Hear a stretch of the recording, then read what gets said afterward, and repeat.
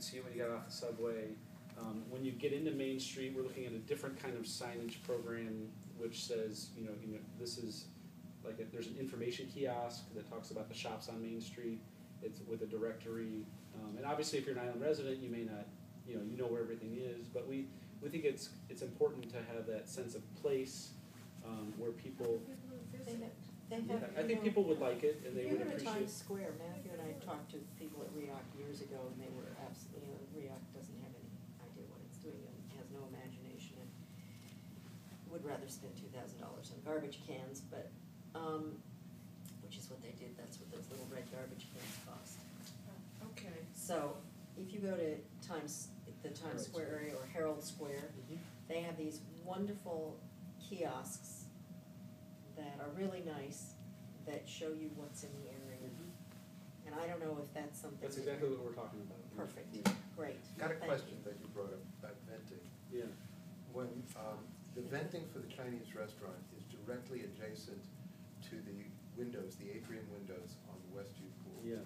When I'm swimming in that pool, which I do 3 times a week, I can tell you just exactly what they're cooking at the Chinese restaurant. We all want Chinese every night at about 6 o'clock. Everybody in the courtyard. We all want Chinese. Even that Chinese? Even that Chinese. Yeah, that was planned. Smell, and it's like that's all you can see. Yeah, it's whatever decisions were made 30 years ago about the venting requirements for the restaurant are simply inadequate, especially for the 100 people who face into that courtyard.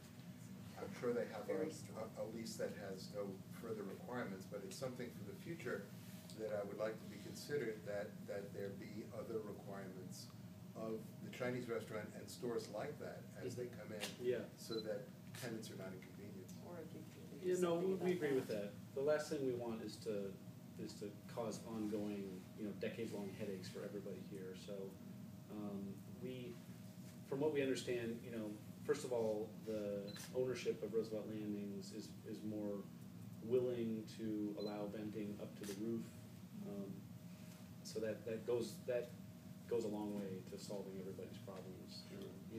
Also, the portions of Roosevelt Landings are only 8 stories, so the roof is that much lower. That helps a lot. Has Hudson Related been surprised at when it was first announced that you were taking over the lease, which I was thrilled because I've lived here for a long time with a lot of empty stores. But there was an article, I don't remember who was quoted, that referred to what was going to happen in Main Street as shock and awe, and I'm waiting. Yeah. So have you been disappointed at the lack of interest? Has it been harder than you thought? Did you think it would be easier to fill the stores? It's been slower than we thought. We did want to make a big splash with shock and awe, but we found that... Was that you? That was David. That was my boss. We found that vetting the tenants has taken longer than we thought.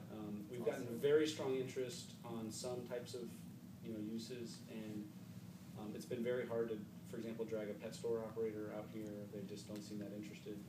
So even that little Petco Petco has that small, they have a smaller new the one. Unleashed brand. Yeah. But still. And I know that Litter and Leashes is the one I've been going. I mean, we go to Petco most of the time, and so we're trekking usually down to Union Square. But I've been going over to this Litter and Leashes that's on Second Avenue. I don't know how many pet store operators we've talked to, but it's been a lot, and it's hard to get them interested. And I even tried to get them. There's a lot of cats. Yeah. So in this light of encouraging good food establishments, don't you think that it makes a lot of sense to push for the 504 space to really have a restaurant, maybe flip the order, have the library upstairs and have a good restaurants down, because you got all those beautiful grounds. You can put tables, chairs, sitting outside the fence, inside the fence. It's so much more open and inviting than having an arts center upstairs that only the school is using during the day. And who knows is going to use it in the afternoons. I mean, maybe, because the restaurant operators we've spoken with, maybe they couldn't visualize what you're talking about. What you described sounds great. And I agree that would be a great space. The operators we've spoken to have not been able to visualize that. That they're looking for something that's maybe a little easier to move into right off the bat. That's because I'm aware that REAC actually did not respond to few vendors who wanted the space just for this purpose. Hey, well, give you names. Angels was one of them that wanted that space. Yeah. We'll talk to anyone, and honestly, our broker should be calling everybody back. That's a separate question, but it sounds great that restaurant. Has there been any hardware stores interested? We haven't really talked to any. We do have a sort of hardware store here. No, we don't. We Well, there's a great one, it's called Basics Plus, that is, it's kind of, it's very Yeah. small, and it's We- a perfect place if you just need a new little bath mat, or a tea kettle, or Yeah. get a key made, or, We- it's like a little mini Bed They Bath have and Beyond, it's everything. very attractive. I agree, the hardware store could use improvement. We haven't gotten around to But talking to them yet. it's hardware housewares, so you Yeah. didn't have to, if you didn't needed a new sink drainer, or all those little things that Sure. you buy in Home Depot, Bed Bath and Beyond, a million little places like that, but just all in one Yeah. store. Well- I would think that, I mean, there's nothing like that here, there's no housewares, Mhm. or No, real hardware we here. agree that's an opportunity for improvement. We have not gotten around to speaking with the existing hardware operator in any detail yet. Just hasn't been a priority yet. A lot of the stores on the Last question.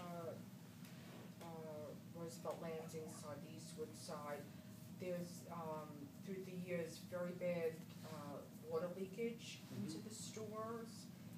Who will all of that be fixed? Will that be? Well, it's our understanding, we're now the landlord, so, our job is to make sure that Roosevelt Landing staff is taking care of the leak. And from what I understand, we've had a few reports of leaks, we've reported them, and they seem to have been resolved. Okay. That I may be wrong, but as far as what comes across my desk, we reported to Roosevelt Landings, it seems to get resolved. One more Let me question. just follow up with Christine's. I wasn't at the Big Town meeting, but I was able to see Rick's video of the entire program. I found it strange that John Constantinides was complaining bitterly about the rent that he pays. My understanding was that he had gotten a sweetheart deal decades ago. Well, you may consider his bitter complaining a negotiating tactic. Okay, last question. Yeah, I want to follow up on Mary Ann's question to some extent about the matter of pace. One of the problems for getting retail places here over the years, or keeping them here, has been that over the period of 35 years, a lot of what the state promised in terms of density of activity here, number of residents, et cetera, just didn't happen.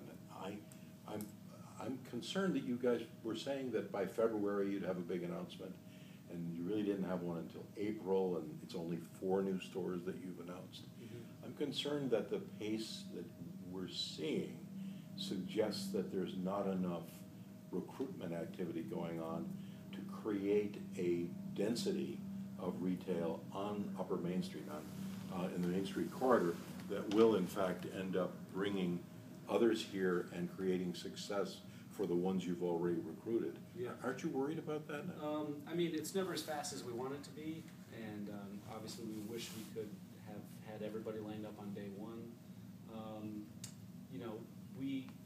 We have to look at this as a very long-term project. We have a long, we have a 30-year sublease ahead of us, so it's going to take time. We have to make the right decisions. When we get in bed with these tenants, we're going to be with them for a long time. So I can tell you we've had we've had so many phone calls from people who turn out to not really be qualified, and when push comes to shove, we just know that they can't open a store. They don't have the funding, they don't have the experience. We just know it's not going to work. So we wish the process would have been faster. But then again, we still get calls every day. We feel like the activity for what it is pretty strong.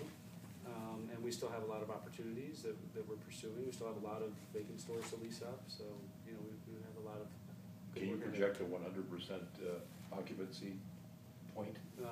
It'll be years from now, but I'd say, maybe 5 years. So I gotta run, otherwise I have to go walk the dogs. My dog's gonna kill me. We'll let you go, Andrew, and then, why don't we stay on, folks, and if you guys have more questions and ideas, we can. Thank you for coming. Thank you very much. Thank you very much. Thanks a lot. Nice to meet you. Thanks a lot. Thank you. Take care, guys. As best as you can.